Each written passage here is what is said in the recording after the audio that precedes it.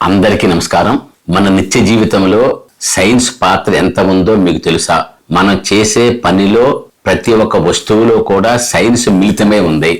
దేవుడిని నమ్మినంత మాత్రాన మన చుట్టూ ఉండి మనకు కీడు చేసే నమ్మకాలని, మనల్ని మానసికంగా బలహీనపరిచేటువంటి ఆచారాలని, ప్రజలకి నష్టం కలిగించేటువంటి అంధవిశ్వాసాలని, మూఢనమ్మకాలని మనం దూరంగా పెట్టాలి. దేవుడు వేరు, ఆచారాలు మూఢనమ్మకాలు వేరు. ఈ విషయాన్ని మనం గమనించాలి.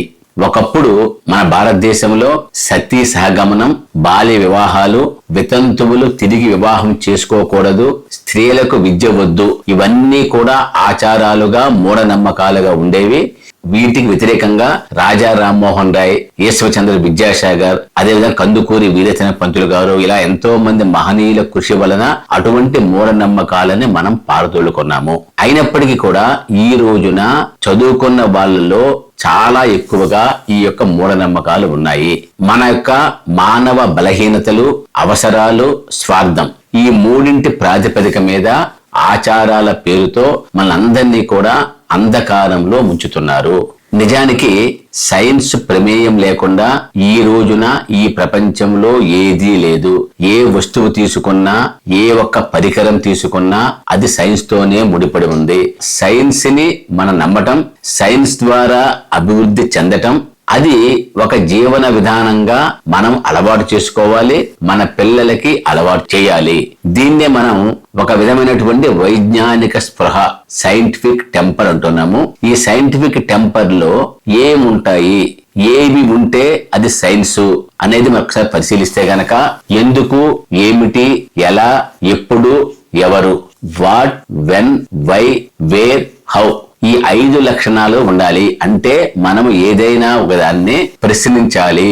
ఎందుకు చేయాలి, ఎప్పుడు చేయాలి, ఎక్కడ చేయాలి, ఎలా చేయాలి, ఎవరు చేయాలి, ఇటువంటి ప్రశ్న వేసినప్పుడు దానికి సమాధానం వస్తే అది సైన్సు, సమాధానం రాకపోతే అది మూఢనమ్మకము. ఏదైతే ఈ ప్రశ్నలకు నిలబడుతుందో దాన్ని మాత్రమే నమ్మాలి. దీన్ని మనం వ్యాప్తి చేయటం కోసం బలంగా నిలబడాలి. ఇక్కడ కూడా చెప్తున్నా మళ్ళీ, దేవుడు వేరు, మూఢనమ్మకాలు వేరు. ఈ రెండింటిని కలిపి చూడవద్దు. చాలా మంది తమ యొక్క అవసరాల కోసం, మీరు ఐశ్వర్యవంతులు కావాలన్నా, మీ పాపాలు పోవాలన్నా, మీకు సంపదలు, ఆరోగ్యం, ఐశ్వర్యం ఏది కావాలన్నా కూడా ఈ ఆచారాలను పాటించండి అంటూ మూఢనమ్మకాలను వ్యాప్తి చేస్తున్నారు. మనము ఏది సైన్సు, ఏది మూఢనమ్మకం అనేది బేరీజు వేసుకుని మూఢనమ్మకాలకు వ్యతిరేకంగా నిజమైన సైన్స్ ని అభివృద్ధి చేస్తూ ముందుకు వెళ్ళాలని అందరినీ కోరుతున్నాను. సైంటిఫిక్ టెంపర్ అంటే వైజ్ఞానిక స్పృహ లేదా విజ్ఞాన స్పృహ.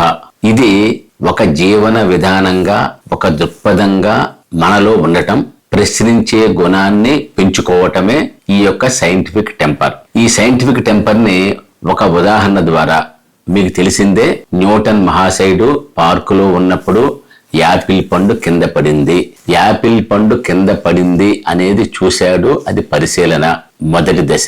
రెండవది, యాపిల్ పండు కిందకి ఎందుకు పడింది, పక్కకు ఎందుకు పడలేదు, అటుపక్కకు ఎందుకు పడలేదు, పైకి ఎందుకు పడలేదు అనేది ప్రశ్నించుకున్నాడు. స్పిరిట్ ఆఫ్ ఎంక్వైరీ అంటే కుతూహలం, ఇది రెండో అంశం. మూడవది, దీనికి సంబంధించి కారణం ఏమిటి అని ప్రశ్నించుకొని ఇతర వస్తువులతో పోల్చి చూసినప్పుడు పైన వెళ్ళినటువంటి ప్రతి వస్తువు భూమి మీదకే పడుతుంది. అంటే భూమికి ఆకర్షణ శక్తి ఉంది. ఈ యొక్క శక్తి వల్లనే అన్ని వస్తువులు భూమి మీదకే పడుతున్నాయి అని చెప్పడం జరిగింది. ఆ తరువాత హైపోథిసిస్ ద్వారా దీన్ని అన్ని వస్తువులకి అనువర్తింపజేసి చివరికి ఈ యొక్క విశ్వంలో ఉండేటువంటి ప్రతి 2 వస్తువుల మధ్య కూడా తప్పనిసరిగా ఆకర్షణ శక్తి ఉంటుంది. అందువల్లనే ఈ యొక్క విశాల అంతరిక్షంలో గ్రహాలు, ఉపగ్రహాలు అన్నీ కూడా తమకు అనుగుణమైన కక్షల్లో తిరుగుతూ ఒకదానిని ఒకటి ఆకర్షించుకుంటూ ఈ విశ్వంలో ఉన్నాయి అని విశ్వ గురుత్వాకర్షణ సిద్ధాంతాన్ని ఆయన ప్రచారం చేశారు. ఈ విధంగా సైంటిఫిక్ మెథడ్ లో వచ్చేటువంటి అంశాన్ని ఈ యొక్క సైంటిఫిక్ టెంపర్ గా పేర్కొంటున్నాము. ఇది ప్రపంచంలో ఎక్కడైనా ఈ యొక్క సూత్రం మారదు, దీని విలువలు మారవు. ఎవరు పరిశీలించినా, ఎవరు పరీక్ష చేసినా అదే విధంగా వస్తుంది.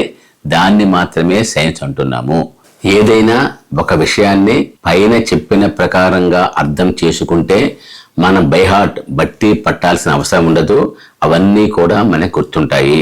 ఉదాహరణకి ఇంతకు ముందు స్మాల్ పాక్స్ వస్తే అమ్మవారు అని చెప్పి ఒక మూఢనమ్మకంగా ఉండేవాళ్ళము. తరువాత సైన్స్ అభివృద్ధి చెందిన తర్వాత అది ఒక వ్యాధి అని తెలిసింది, దానికి మందులు కనుక్కున్నాం. ఈ రోజున అనేక విధాలుగా సైన్స్ అభివృద్ధి చెంది చివరికి మూల కణాల పైన, స్టెమ్ సెల్స్ పైన కూడా మనం అనేక పరిశోధనలు చేసి మనకి భవిష్యత్తులో రాబోయేటువంటి వ్యాధులు ఏమి వస్తున్నాయి అని గుర్తించడానికి, వాటిని ఆపటానికి కూడా పిండ దశలోనే మనం ఆపేటువంటి ప్రయత్నం చేసే దిశగా సైన్స్ పెరిగింది. ఇంత అద్భుతమైన సైన్స్ ని మనము భావి తరాలకు అందించాలి. మూఢనమ్మకాలకి వ్యతిరేకంగా తప్పనిసరిగా నిలబడాలి. చివరగా భారతదేశంలో సైంటిఫిక్ టెంపర్ అనే పదాన్ని మొదట ఉపయోగించినది పండిట్ జవహర్లాల్ నెహ్రూ గారు. తన యొక్క పుస్తకం డిస్కవరీ ఆఫ్ ఇండియాలో ఇది పేర్కొనటం. భారత పార్లమెంటు 1976లో ప్రాథమిక విధుల కింద ఆర్టికల్ 51AH కింద ఈ అంశాన్ని పొందుపరచటం జరిగింది. కనుక ప్రతి భారతీయుడు కూడా సైంటిఫిక్ టెంపర్మెంట్ ని ఒక విధిగా కలిగి ఉండాలి అని భారత రాజ్యాంగం మనందరికీ చెబుతుంది. అంధవిశ్వాసాలకు వ్యతిరేకంగా మహారాష్ట్రలో నరేంద్ర దబోల్కర్ అద్వితీయమైన పోరాటాలు చేసి ఆగస్టు 20, 2013 సంవత్సరంలో ఛాందసవాదుల చేత హత్య చేయబడ్డాడు. ఆ యొక్క మహనీయుని యొక్క గుర్తింపుగా ఆగస్టు 13వ తేదీని దేశవ్యాప్తంగా కూడా సైంటిఫిక్ టెంపర్మెంట్ డేగా, అంటే వైజ్ఞానిక స్పృహ దినోత్సవంగా మనం జరుపుకుంటున్నాము. వారి యొక్క కృషి వల్ల మహారాష్ట్రలో ఈ యొక్క మూఢ విశ్వాసాల నిర్మూలన చట్టము మహారాష్ట్ర ప్రభుత్వం చేసింది. ఆ తర్వాత కర్ణాటక ప్రభుత్వం కూడా ఈ మూఢనమ్మకాలకు వ్యతిరేకమైనటువంటి చట్టాన్ని చేసింది. ఇప్పుడు ఆంధ్రప్రదేశ్, తెలంగాణలో కూడా ఈ అంధవిశ్వాసాలకి, మూఢనమ్మకాలకి వ్యతిరేకంగా చట్టం చేయాల్సిన అవసరం ఉంది. ఆ దిశగా ప్రజాభిప్రాయం పెరగాలి అని మనస్ఫూర్తిగా కోరుకుంటున్నాను. Thank you.